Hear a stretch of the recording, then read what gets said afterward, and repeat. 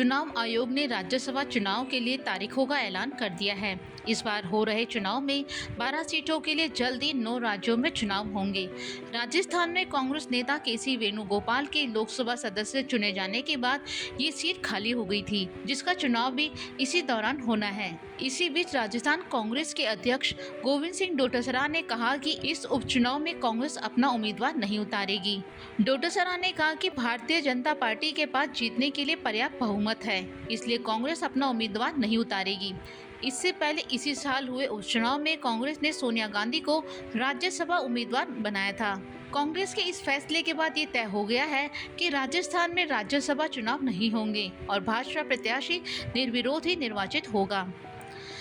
गौरतलब है कि राज्यसभा की खाली हुई सीटों को भरने के लिए 7 अगस्त को नोटिफिकेशन जारी किया गया था और 3 सितंबर के लिए इस चुनाव की तारीख तय की गई थी।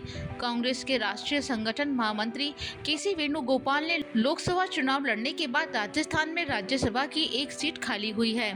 वेणुगोपाल का कार्यकाल 21 जून 2026 तक का था, लेकिन केरल की आलप्पुझा सीट से लोकसभा सांसद बनने के बाद उन्होंने राज्यसभा सांसद पद से इस्तीफा दे दिया।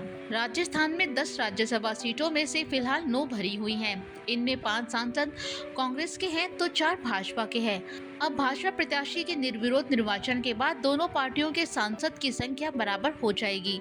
संख्या बल के हिसाब से भाजपा के पास 114 विधायक हैं, वहीं कांग्रेस के पास 66 है। इसलिए बहुमत के आधार पर ये सीट वैसे भी भाजपा के खाते में जाना तय थी।